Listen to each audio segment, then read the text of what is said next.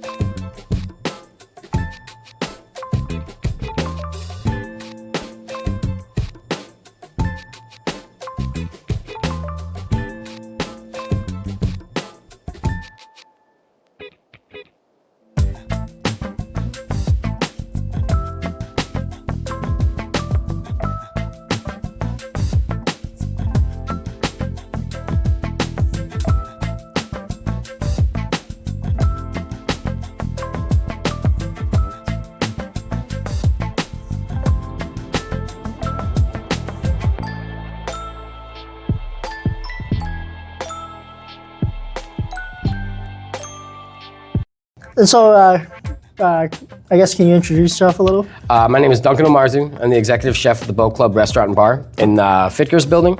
How did you get into the food service industry? I sort of fell into it. I started real young, about 13. I grew up the shore in Two Harbors, as you know. I started out at a restaurant called Kamloops under a chef named Peter Dingman, and basically started as a dishwasher, and I worked under him for 3 years. Kind of old school chef, taught me some hard-learned stuff. Moved out to Hawaii, and just out of necessity worked in more restaurants, and wasn't as aware at the time, but looking back, he had trained me really well because I just kept moving up the ranks and moving into better and better restaurants. And by the time I was 23, 24, headed out to New York City and tried my hand out there. And then one day you woke up and you're like, I guess this is what I'm doing with my life. Who's your biggest inspiration that got you into the culinary, that made you say, I kind of want to do this full time? Well, honestly, probably Chef Peter. As I said, I worked for him when I was a kid. Also my older brother, we kind of got into the same time, and we had a period where we basically traveled around and worked in restaurants together. He went one way, I went the other, but he's still doing it. I reunited with Chef Peter as he was coming up towards his last few years. He's since retired, but in my first couple years of my own first restaurants, he was around to coach me a little bit. To this day, I'd call him up if I had any questions, and he was a huge inspiration. I had a chef out in New York, Chris Lee, who was a top chef master. I worked under him for a while. He taught me a lot.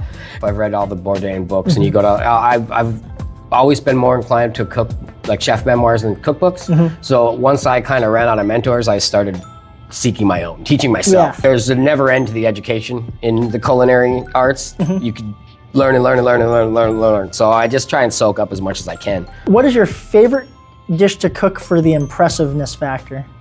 Here we do a lot of seafood. I like seafood. I like the delicacies of it. I like the versatility of it. Lobsters, scallops are one of my favorite things. A good hard seared scallop is one of my favorite things.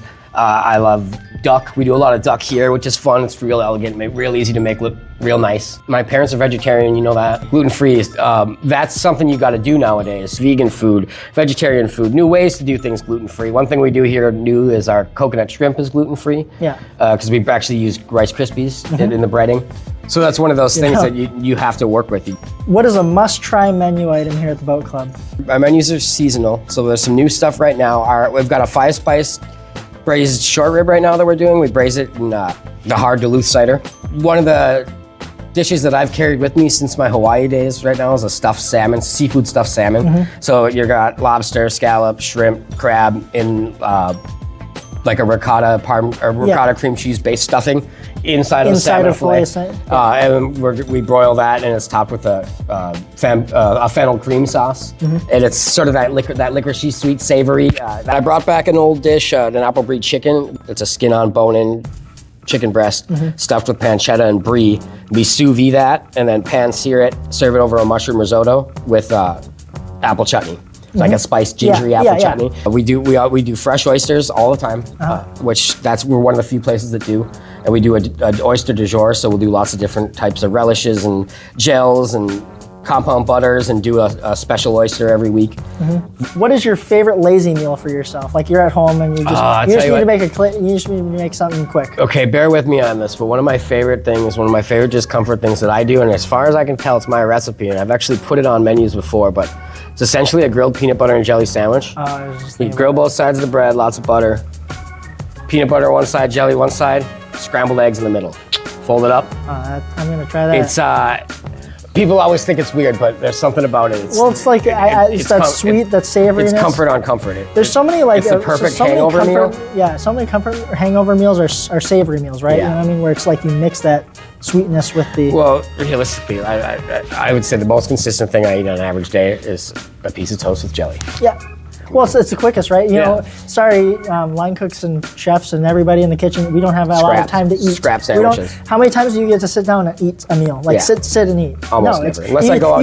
You stand and eat, right? Well, unless I'm going to another place, trying them out. Who's your favorite chefs to watch on YouTube, TV, TikTok? Oh man, honestly, I don't watch a ton of them. Mostly because I don't have a lot of time with it. I'm actually not on TikTok, but I do love that chef reactions guy. My big thing is I eat up chef memoirs. So obviously, if you haven't read Kitchen Confidential, I highly recommend Kitchen Confidential by Anthony Bourdain. Marco Pierre White is one of my biggest inspirations. I've read all his books. He still cooks on and off. Gordon Ramsay, you can't not see his stuff, but he's become such a corporate thing that it's hard to really. It's the same stuff over and over. Yeah. And I appreciate what he's doing for the industry. Same thing with like Wolfgang Puck. All those guys they're still out there doing stuff, but at a certain point, it's become a corporation, so they're not showing us anything new. What's your most proud moment in your chef career? Off the top of my head, I would have to say getting an A rating from the New York City Health Inspection when I opened up. It was a place called Chelsea Manor in Chelsea, Manhattan, and it was an old nightclub, and me and the owners came in and switched it to be a full-service restaurant. And we started from scratch, so we had to earn that A rating. It was one of the hardest things I've ever had to do in my life. The New York City is not. It's such a cutthroat place to operate, right? Yeah, and it's basically they put you through the ringer. So when that was all said and done, that was a feather in my cap. What's your advice for someone pursuing their passion? Is in food service or in life? Don't stop. You're gonna get burned out. You're gonna get tired. Step back, keep going. Step back, keep going. What I heard the other day was say, when you learn something, you burn something. No, when you burn something, you learn something. If it's really what you want to do, just keep doing it. Like I said, by the time I knew this is what I wanted to do, I had my foot so far in it that I was like, I got a good jump start. But just don't stop. And what's your one message for the world? Listen more, say less. I think it's a good one. I think everyone wants to, say their opinion, but I think we need to listen to everyone else. Like, you can't say your own opinion without listening to someone's back, you know what I mean? Yeah, if you really are who you say you are, it'll speak for itself. You don't need to tell people, just do you. There's not a big sign that says boat club up front, right? You know what I mean? There's a sign on the wall, sure, but that's just probably because you have a nice wall and a nice waiting room. But, you know what I mean? You're not advertising it. It's like you want your cooking to speak for itself, really. Hopefully this will help too. Like I said, the people that come here and frequent us and know about us is generally an older crowd.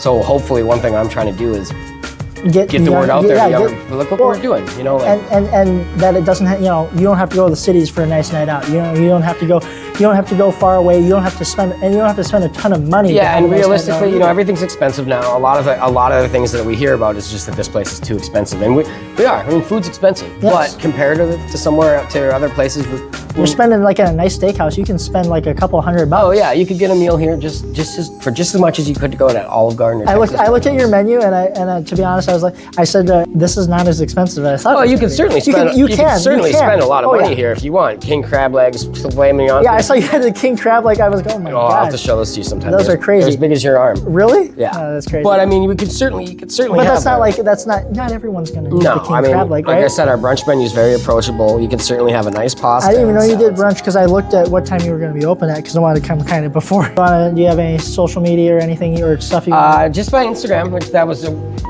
you mentioned that before. It's not in this. Yeah, I know, you missed that one. So the Instagram will be up here on the screen right here-ish. And that's not entirely us, that's just me. It's had a lot of stuff here, but then also you can find our Instagram for the Boat Club Restaurant and Bar, Facebook, Instagram.